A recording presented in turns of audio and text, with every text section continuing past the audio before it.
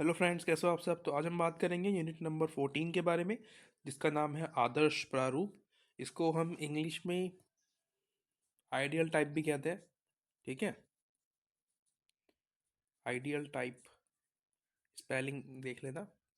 ठीक है, मेन मकसद है समझाने का। आइडियल टाइप, तो जैसे कि हम कहते हैं ना कि ये मेरे आदर्श है। कोई भी, जैसे कि कोई अब्दुल कलाम को कहता है, कोई भीमराव अंबेडकर जी को कहता है, और कुछ कुछ लोग, कोई क्रिकेटर होता है जैसे कि सचिन तेंदुलकर है, सुनील गावस्कर है, इनको अपना आइडल मानते हैं। तो आइडल का मतलब क्या होता है? बेसिकली आइडल में वैसे लोगों को हम लेते हैं जो कि हमारे लिए एक इंस्पिरेशन के तौर पे होते हैं, है ना। जैसे कि आप किसी से, उनसे कुछ सीखते हो कि भाई इतने अच्छा व्यक्ति है, उनका व्यक्तित्व बहुत अच्छा है, बहुत अच्छे से व्यवहार करते हैं, बात करने का तरीका बहुत अच्छा है उनका, और वो महिलाओं की रिस्पेक्ट करते हैं। ठीक है, और उसके अलावा उनका ड्रेसिंग सेंस बहुत अच्छा है। यानी कि आदर्श में आप उनके हर एक चीज़ को अपनाते हैं। ठीक है, लेकिन तो जब हम बात करते हैं आदर्श प्रारूप की, यहाँ पे हम प्रारूप को जोड़ देते हैं, तो यहाँ पे क्या होता है कि टाइप, यानी कि कोई एक जैसे कि सचिन तेंदुलकर है, तो उनमें आप क्या देखोगे?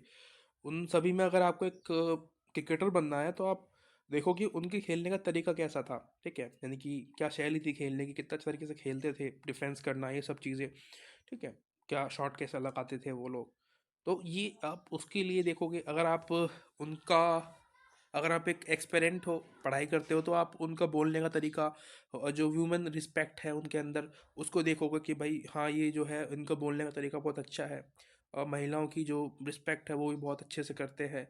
ठीक है, तो ये क्या है, अलग अलग तरीके हैं सबके देखने के। तो ये क्या है, इसी को हम आदर्श प्रारूप कहते हैं कि भाई किसी व्यक्ति के अंदर, अगर आप अपना कोई व्यक्तित्व ढूंढ रहे हो कि भाई इस व्यक्ति के अंदर से आपको कौन सी चीज़ें सबसे बेस्ट लगती है, तो उसको हम कहते हैं आदर्श प्रारूप कि भाई मुझे इनका चलने का स्टाइल बहुत अच्छा लगता है, मुझे इनका कपड़े पहनने का जो तरीका है वो बहुत अच्छा लगता है कि भाई कपड़े बड़े अच्छे से पहनते हैं, और मतलब तरीका बहुत अच्छा है कपड़े पहनने का। कपड़े तो सभी के पास होते हैं और सभी पहनते हैं, लेकिन जो तरीका इनके पास है कपड़े पहनने का, वो सबसे अलग है। तो ये क्या है, ये आदर्श प्रारूप कहते हैं इसको हम। जबकि आदर्श के अंदर हम व्यक्ति के सभी चीज़ों को देखते हैं कि भाई वो खाना कैसे खाते हैं, बैठते कैसे हैं, उठते कैसे हैं। ठीक है, बात कैसे करते हैं, और कपड़े कैसे पहनते हैं, सब कुछ जो भी उनकी जीवन में, लाइफ में जो भी चीज़ें चल रही होती है, वो सबको आप अपनाते हो, उसको हम आदर्श कहते हैं। पर आदर्श प्रारूप में किसी उस व्यक्ति के किसी एक एक्सपेरेंट को लेते हो आप, किसी एक चीज़ को लेते हो, किसी एक टाइप को लेते हो, उसको हम आदर्श प्रारूप कहते हैं। लेकिन अभी हम पढ़ रहे हैं समाजशास्त्र के बारे में। ठीक है, सोशियोलॉजी पढ़ रहे हैं, तो हमें थोड़ा सा जो अपना नज़रिया है वो बदलना पड़ेगा। मैंने आपको समझाने के लिए इतना बड़ा लेक्चर दिया है, एग्जाम्पल्स दिए हैं, ताकि आप समझ जाओ कि भाई आदर्श प्रारूप का मतलब क्या होता है। अब हम देखते हैं कि समाजशास्त्र में इसको यूज़ कैसे करते हैं। देखो, समाजशास्त्र के अंदर यूज़ करने का जो तरीका है इसको, वो ऐसा है कि जैसे कि अगर हम किसी समाजशास्त्री को, कोई भी विद्वान होता है समाजशास्त्री जो होता है, उसको अगर कोई किसी चीज़ के बारे में स्टडी करनी है, तो वो अपने दिमाग में एक छवि बनाएगा किसी चीज़ की। इमेजिनेशन जो होती है ना, जैसे कि मैं आपसे बोलूँ एप्पल, तो आपके दिमाग में अभी एक सेब बन के आया होगा कि भाई सेब जो है वो बन के आया होगा। अगर मैं बोलूँ आईफोन, तो आपके दिमाग में सेब बन के आया होगा, लेकिन वो आधा कटा हुआ होगा, इस तरीके से नहीं कि आधा खाया हुआ सेब होगा। तो ये क्या है, ये आदर्श प्रारूप है। यानी कि जो आपके दिमाग में इमेजिनेशन बन रही है, इसको हम आदर्श प्रारूप कहते हैं। इसको कुछ और लैंग्वेज में आप एक्सप्लेनेशन भी कह सकते हो, जैसे कि हम कहते हैं ना उदाहरण देना, तो हम वो भी कह सकते हैं कि भाई जब आपको बताना होता है किसी कंडीशन के बारे में, तो आप, जैसे कि मैं आपको बता रहा हूँ, ये समझाने के लिए, आदर्श प्रारूप को समझाने के लिए मैं आपको एग्जांपल्स दे रहा हूँ, इसी को ही हम आदर्श प्रारूप कह सकते हैं, है ना। जैसे कि आप अगर आपको एग्जाम्स में अगर समझाना है आदर्श प्रारूप को, तो आप एग्जाम्पल्स यूज़ करोगे कि भाई एग्जाम्पल मतलब कि आदर्श प्रारूप का मतलब क्या होता है, कि भाई एग्जाम्पल के लिए इसको हम आदर्श प्रारूप कहते हैं, यानी कि उदाहरण के लिए आदर्श प्रारूप इस तरीके से काम करता है। तो ये भी आदर्श प्रारूप ही होगा जब आप बताओगे कि भाई आदर्श प्रारूप होता क्या है। ये बेसिकली क्या होता है कि ये एक इमेजिनेशन जो होती है ना, इमेजिनेशन होती है, इसको आप छू नहीं सकते। ठीक है, आप इसको टच नहीं कर सकते, क्योंकि ये लाइव नहीं होता, कभी भी दिखाई, मतलब कि दिखाई नहीं देगा आपको, या फिर आप इसे छू नहीं पाओगे, ये कोई वस्तु नहीं है, ये आपके दिमाग में बनता है। ये आप याद रखना। ठीक है, आदर्श प्रारूप जो होता है, ये आपके दिमाग में बन के आता है। इसके अलावा हम इसके बारे में और बात करेंगे बाकी जो है मैंने आपको बता दिया कि आदर्श प्रारूप की जो डेफिनेशन होती है, या क्या है कि भाई आदर्श प्रारूप कैसे समझ सकते हैं इसको हम, एक कॉन्सेप्ट आपको अभी क्लियर हो चुका होगा कि भाई आदर्श प्रारूप होता क्या है, ठीक है, आइडियल टाइप का मतलब क्या होता है। अभी हम बात करते हैं आगे के बारे में कि भाई ये यहाँ पे इसकी इसकी जो व्याख्या है वो कैसे कर सकते हैं, और संरचना जो होती है इसकी, यानी कि जो स्ट्रक्चर होता है वो कैसा होता है, इसके कुछ फीचर्स होते हैं वो भी देख लेंगे। ठीक है, बारी बारी से इन सभी के बारे में हम बात करेंगे। सबसे पहले बात करते हैं इसकी व्याख्या के ऊपर। ठीक है, व्याख्या में क्या होता है कि ये, इसको हम आइडियलिज्म भी कहते हैं। ठीक है, ये एक विचारधारा है, ये एक मॉडल है। ठीक है, पहली बात कि ये एक मॉडल है, इसको हम आइडियलिज्म भी कहते हैं। ठीक है, उसके अलावा ये क्या होता है कि मानव स्वरूप या धारणा होती है एक तरीके से, यानी कि जो दिमाग में बनती है किसी व्यक्ति के, जैसे कि आपके दिमाग में बनेगी, मैं अभी बोलूँ इंडिया, तो आपके दिमाग में क्या बनेगा, एक मैप बनेगा इंडिया का। ठीक है, पूरा मैप बनेगा जिसमें कि इंडिया आपके दिमाग में आया होगा कि एक मैप इंडिया के तौर पे, यही आदर्श प्रारूप है। ठीक है, ये आपके दिमाग में, मस्तिष्क में बनता है, ये एक छवि के तौर पे आपके दिमाग में छपा होता है। उसको हम आदर्श प्रारूप कहते हैं। ठीक है, किसी भी कंडीशंस को समझने के लिए, कुछ भी एक्सप्लेन करने के लिए आपको इस आदर्श प्रारूप का यूज़ करना पड़ता है। ठीक है, इससे बहुत सारे फ़ायदे होते हैं, उसको हम आगे पढ़ेंगे। अभी आप समझ लो कि इसकी व्याख्या कैसे कर सकते हैं, ये इसकी व्याख्या हो गई। उसके अलावा इसको हमने बोल दिया कि ये क्या हो गया, आदर्श हो गया। उसके अलावा प्रारूप यानी कि टाइप, टाइप में इसमें कई प्रकार हो सकते हैं। ठीक है, और वर्ग और समूह जैसे अपना खास विशेषता के कारण अन्य वर्गों से अलग रखा जा सकता है। यानी कि कोई व्यक्ति या कोई वस्तु या कोई चीज़ जिसको अपनी खास विशेषताओं के कारण, उसके अंदर कुछ खास चीज़ें हैं, उसको हम अलग रख सकते हैं। जैसे कि मैंने आपको बताया कि भाई आपने सचिन तेंदुलकर के अंदर या सुनील गावस्कर के अंदर कुछ ऐसी बात देखी जो कि आपको सबसे अलग रखी, अलग लगी उनके अंदर, कि भाई इनका बोलने का तरीका बहुत अच्छा लगता है ना। जो ये कमेंट्री करते हैं आके, गावस्कर जी जो कमेंट्री करते हैं आके, वो अच्छी लगती है आपको। यानी कि जिस तरीके से वो बोलते हैं, और मतलब एक गहरी बात को भी वो मतलब बड़े आराम से कह देते हैं, तो वो चीज़ जो है बिल्कुल अनोखी है। ठीक है, इसको आप क्या कह सकते हो कि ये टाइप है। यानी कि आदर्श सुनील गावस्कर है, उनके अंदर जो टाइप है, वो आपको बोलने का जो तरीका है, यानी कि जो टाइप है, वो अच्छा लगता है उनके अंदर। ये क्या हो गया, आदर्श प्रारूप हो गया। ये इसकी व्याख्या हो गई। समझा रहा हूँ मैं अभी आपको बेसिकली जो कॉन्सेप्ट है वो, बाकी आपको ये चैप्टर खुद पढ़ना पड़ेगा एक बार।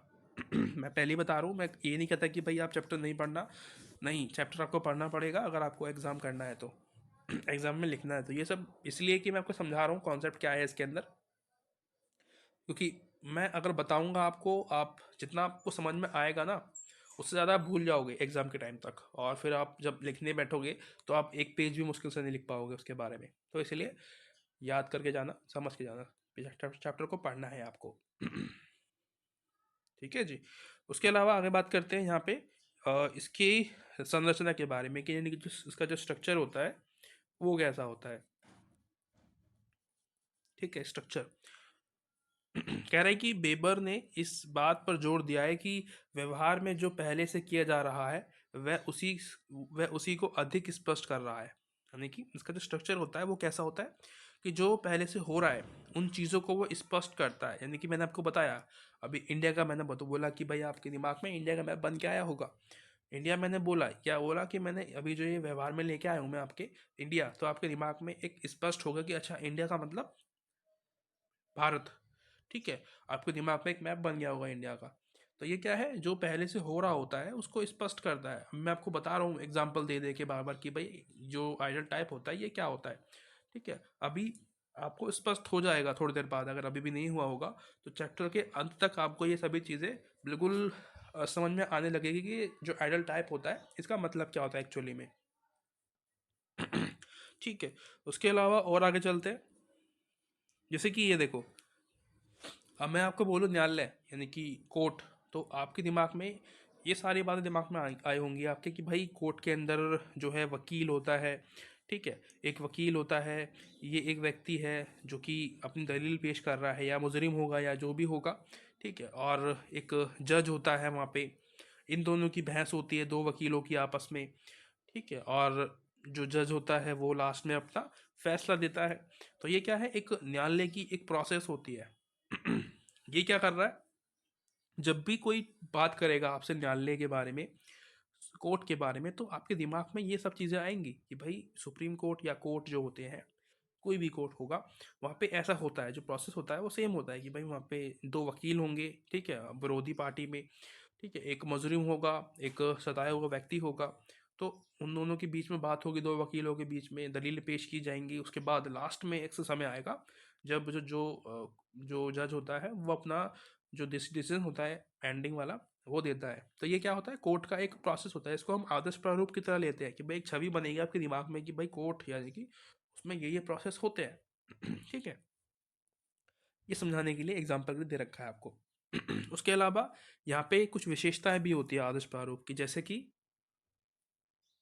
मेरी बात सुनना, यहाँ पे मत देखना जो लिखा हुआ है ये इतना समझने वाला नहीं है, इसके अंदर चीज़ें मैं आपको बताता हूँ। देखो, आदर्श प्रारूप एक तरीके से मॉडल होता है, ठीक है, मॉडल। और ये दिमागी तौर पर बनाई गई एक छवि होती है आपके दिमाग में, आदर्श प्रारूप जो होती है, और जिसके आधार पे वास्तविक स्थिति को परखा जा सकता है। यानी कि जो भी आपके दिमाग में जो भी चल रहा होता है अभी सामने, वो आपके दिमाग में भी चल रहा होता है। तो इससे क्या होता है कि आपको समझने में हेल्प मिलती है कि एक्चुअली में हो क्या रहा है। ठीक है, जैसे कि कोई टीचर आपको कुछ समझा रहा होता है, सिखा रहा होता है, तो और एग्जाम्पल्स देता है, वो बहुत सारे एग्जाम्पल देने की कोशिश करता है आपको, तो फिर थोड़ी देर बाद में आपके दिमाग में जब वो चीज़ें चलने लगती है, तब आपको समझ में आता है कि अच्छा ये ऐसे है। ठीक है, जब तक आप सोचोगे नहीं उस चीज़ के बारे में, वो आपके दिमाग में नहीं आता है। तो इसलिए इसको आदर्श प्रारूप कहते हैं। यानी कि कुछ भी जो चल रहा है इतनी सारी चीज़ों के अंदर से आप एक एग्जांपल लेते हो अपने अपने दिमाग के अंदर कि भाई इसको हम ऐसे समझ सकते हैं। तो समझने के बाद जब आपके दिमाग में वो प्रोसेस शुरू होता है, तो आपको समझ में आता है कि हाँ ये स्पष्ट हो गया है मुझे कि भाई ये इसका मतलब ये होता है, क्योंकि आपने उस समय सोचना शुरू कर दिया। जैसे कि अभी आप सोचना शुरू कर रहे होंगे कि भाई आदर्श प्रारूप एक्चुअली में होता क्या है, ये समझने की कोशिश कर क्या रहा है व्यक्ति, जो सामने वाला बोल रहा है, देखिए मैं, तो ये ऐसे काम करता है। उसके अलावा जो आदर्श प्रारूप होता है, इसका हम एक तरीके से क्रमबद्ध, यानी कि कहते हैं ना कि भाई एक तरीके से जैसे गिनती होती है ना, 1 2 3 4, एक क्रम में होती है। तो इस तरीके से हम चीज़ों को समझने की कोशिश करते हैं कि इसके बाद ये, इसके बाद ये। आदर्श प्रारूप में कि भाई इसकी व्याख्या ऐसे होती है, ये जहाँ से आया है, इसकी जो स्ट्रक्चर होता है वो ऐसा होता है, इसकी जो विशेषता होती है वो ये होती है। ये क्या हो गया, एक फॉर्मेट हो गया आपका, एग्जाम में भी ये काम आएगा। एग्जाम में कोई पूछता है आपसे आदर्श प्रारूप के बारे में, तो आप डायरेक्ट बता दोगे कि भाई आदर्श प्रारूप मतलब ऐसे ऐसे, इसकी व्याख्या ऐसे होती है, इसकी संरचना ऐसे होती है, इसकी विशेषताएं ऐसी होती है ना। और भी बातें इसमें है, जैसे कि आदर्श प्रारूप में जो दुर्खाइम है, सॉरी, मैक्स वेबर ने यहाँ पे जो है अपने विचार प्रस्तुत किए हैं।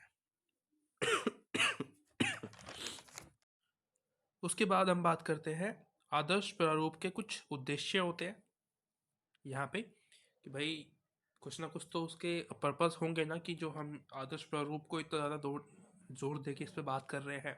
मैं बार बार कह रहा हूँ कि आदर्श प्रारूप से ये होता है, आदर्श प्रारूप से ये होता है, इससे ये फ़ायदा होता है।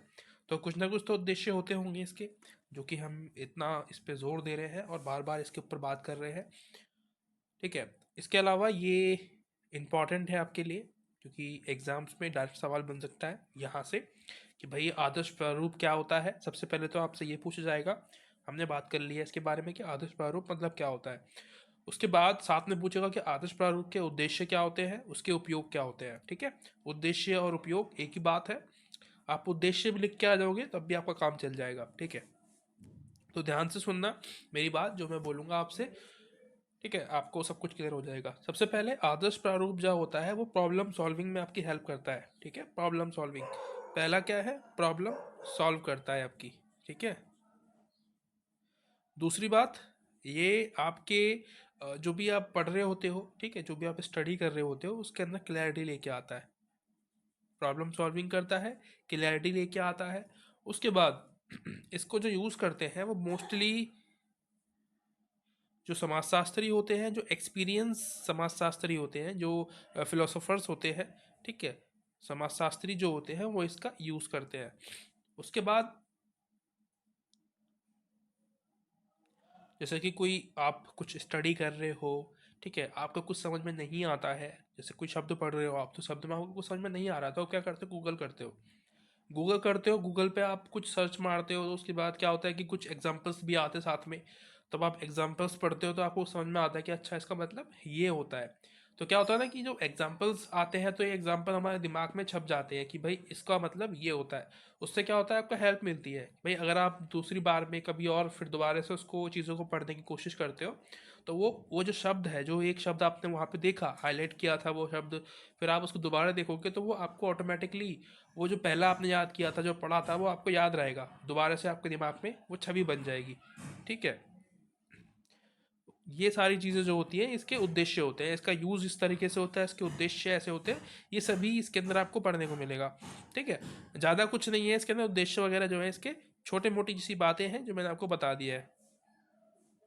उसके अलावा इसका जो यूज़ होता है वो इतिहास की जो समस्याएं होती है हमारी हिस्ट्री में, उसको समझने में भी इसका यूज़ करते हैं। ठीक है। हिस्ट्री को स्टडी करने के लिए हम एक आदर्श प्रारूप को लेते हैं कि भाई कोई समय, जैसे कि अब हिस्ट्री की जब हम स्टडी कर रहे होते हैं या फिर जब हिस्ट्री को बनाया जा रहा था, हिस्ट्री सब्जेक्ट की जब गणना गणना की जा रही थी, तो उसके लिए हमारे पास जो वस्तुएं थी उसी से ही हमें उस समाज के बारे में एक अंदाज़ा लगाना था कि भाई क्या क्या होता होगा उस समय। ठीक है। वो सामान जो हमें मिला था, जो वस्तु हमें मिली थी, जैसे कि कोई मंदिरों में से जो मूर्तियाँ मिली हैं, जो जो उनके काम करने वाले जो तरीके हैं उसके बारे में जो औजार मिले हैं हमें, तो उससे हमें पता चलता है कि भाई ये जो समाज था वो कैसे था। तो इसके लिए हमें क्या करना होता है कि एक अंदाज़ा लगाना होता है कि भाई उदाहरण के लिए कि भाई उस समय ऐसा ऐसा चीज़ें होती होंगी ना, छवि बनती दिमाग में, इमेजिनेशन बनानी पड़ती है कि भाई उस समय ये काम होते होंगे, इस तरीके से चीज़ों को लिया जाता होगा। तो ये क्या है, ऐतिहासिक समस्याओं को समझाने के लिए, सॉल्व करने के लिए इसका यूज़ करते हैं।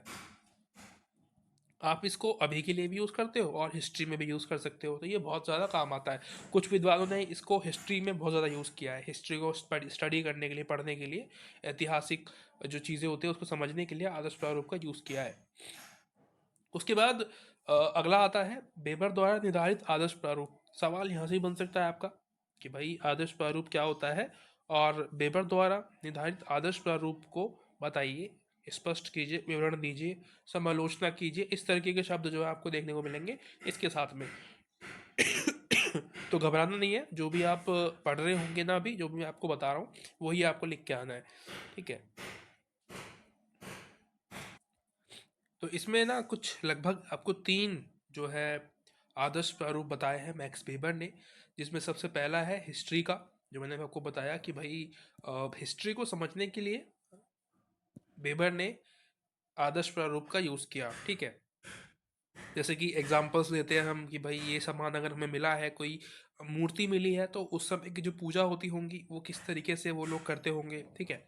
करते होंगे वहाँ पे, और उनके मतलब रीति रिवाज क्या होंगे, ये समझने में हमें हेल्प मिलती है। ठीक है। ऐतिहासिक जो आदर्श प्रारूप अगर हम इसको यूज़ करते हैं तो पहली बात। दूसरी बात है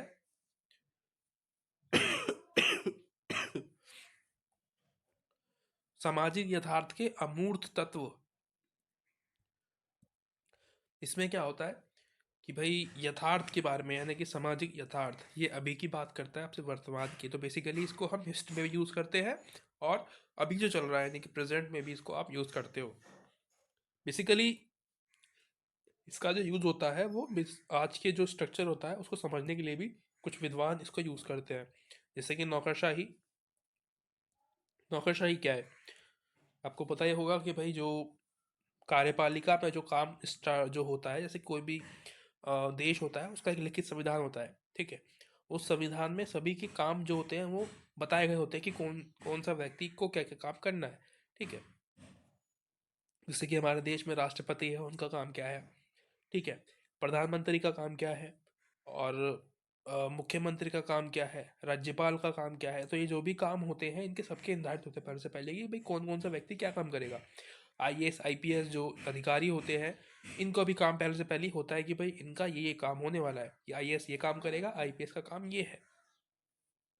इसी को हम नौकरशाही कहते हैं। इसके कुछ स्टेप्स होते हैं, है ना। नौकरशाही में श्रम विभाजन होता है। आपको पता है कि भाई सबको जो काम होता है वो अलग अलग दिया होता है कि भाई ये वाला व्यक्ति को ये काम करना है, ये वाले व्यक्ति को ये काम करना है। इसका एक स्ट्रक्चर होता है, सबकी जो एक पॉलिसीज होती है उसको देखनी पड़ती है, उसके अकॉर्डिंग वो काम करता है। ठीक है। अपने से ज़्यादा वो काम नहीं करता, वो उससे कम काम भी नहीं करना चाहिए उसको।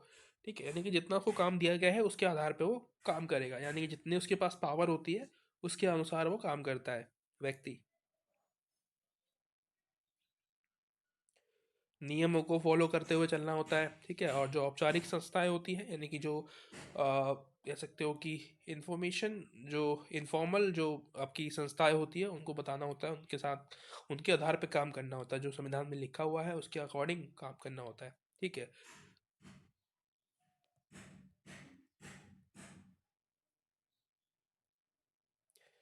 अधिकारियों की नियुक्ति योग्य और तकनीकी ज्ञान के आधार पे होती है, ठीक है। यानी कि अगर उसकी क्वालिफिकेशन उतनी है तो उसकी तभी वहाँ पे वो जो है काम कर सकता है, उसके अलावा वो नहीं कर सकता। अगर एक आईएएस ऑफिसर एग्ज़ाम यूपीएस नहीं पास करेगा, यूपीएससी यूपीएससी बोलते हैं ना, यूपीएससी पास नहीं करेगा, सिविल सर्विस जो एग्ज़ाम होता है वो पास नहीं करेगा, तो वो उसके काबिल नहीं है, ठीक है। वो पास करेगा एग्जाम, जो कॉल उसके पास इंटरव्यू होगा, इंटरव्यू के बाद जब वो उसके लिस्ट में नाम आएगा तब वो योग्य माना जाएगा उस काम के, यानी कि आईएएस ऑफिसर जो उसके नाम के आगे लिखा रहेगा उसके बाद ही लिखा जाएगा, ठीक है, उससे पहले नहीं। तो ये सारी चीज़ें जो होती है ये एक आदर्श प्रारूप के अंदर आती है, जो कि बेबर ने बताए हैं। उसके अलावा सत्ता के कुछ प्रकार होते हैं, ये सेकंड पॉइंट है। इसमें क्या होता है, मैक्स वेबर ने यहाँ पे तीन तरीके की सत्ता बताई है। पहली तो होती है पारंपरिक सत्ता, ठीक है। दूसरी होती है तर्कविधिक सत्ता। तीसरी होती है करिश्माई सत्ता, ठीक। इनको बारी बारी से समझते हैं कि भाई सभी का जो मतलब होता है वो क्या होता है, कैसे कैसे होती है, सॉरी फॉर दैट। पारंपरिक सत्ता में आप हिस्ट्री में देखते हो कि भाई राजा जो होता था उसका बेटा, राजा का बेटा राजा बनता था, ठीक है। राजा का बेटा जो है वही राजा बनेगा, उसके अलावा किसी और को वो काम करने का अधिकार नहीं है। तर्कविधिक सत्ता में जो आप आईएएस आईपीएस देखते हो, यानी कि जो अपना संघर्ष करते हैं पढ़ाई लिखाई करने के बाद उस पद को हासिल करते हैं, इसको हम तर्कविधिक सत्ता कहते हैं।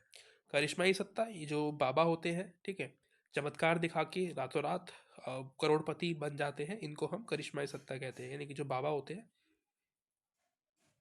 इनको हम करिश्मा सत्ता कहते हैं, यानी कि एक बारी में ही ये जो है कुछ दिखा के रातों रात करोड़पति बन जाते हैं, इसी को हम करिश्माई सत्ता कहते हैं। यानी कि जो पावर होती है इनके हाथ में आ जाती है, ये जिसको बोलते हैं वोट देने के लिए पूरी जनता उसी व्यक्ति को वोट देती है, ठीक है। तो ये करिश्माई सत्ता के अंदर आता है। उसके अलावा कार्य की कुछ प्रकार भी होते हैं जो बताए हैं। ये बाकी जो भी चीज़ें हैं ये आप खुद भी पढ़ लेना, इतनी ज़्यादा मुश्किल नहीं लगती है मुझे, इसलिए मैंने ये आपके लिए छोड़ दिया है। व्यवहार विशेष की पुनर्रचना, इसमें क्या होता है कि भाई जितना आपके पास पैसा होगा उसी के आधार पे आपसे व्यवहार किया जाएगा, ठीक है। अगर कोई व्यक्ति गरीब है तो उसके साथ व्यवहार कैसा होगा, अ, एक तरीके से उसके साथ जो व्यवहार किया जाएगा, आप खुद ही सोचिए, अगर आप पैसे वाले हो, अगर आप अच्छे दिल के नहीं हो, तब आप इसी गरीब के साथ व्यवहार जो करोगे वो कैसा करोगे भाई, मतलब उससे कोई सम्मान नहीं करोगे आप उसका, और पैसे मांगने के लिए आएगा आप उसको भगाओगे, भाग यहाँ से, कमा नहीं सकता, ऐसे कुछ करके बात करोगे आप। शायद आप उससे तू तड़ा करके बात करो। पर जहाँ पे एक अमीर व्यक्ति आपके साथ में खड़ा होगा, ठीक है, आप उससे आप करके बात करोगे, जी हजूरी करोगे। तो ये क्या है, व्यवहार विशेष की पुनर्रचना भी यहाँ पे आपको देखने को मिलती है। तो ये वो जो टॉपिक था इतना इम्पोर्टेंट नहीं था, बाकी जो मैंने बता दिया है आपको ये आप ध्यान रखना। बाकी ये चैप्टर होता है ख़त्म। हो, आशा करता हूँ तो आपको सारा चैप्टर समझ में आ गया होगा। काफ़ी सारी चीज़ें जो आपको पहले नहीं पता होगी ये आपको समझ में आ गया होगा। तो मिलते हैं अगली वीडियो में, तब तक के लिए thank you so much, bye bye, ख्याल रखना अपना, मिलते हैं अगली वीडियो में।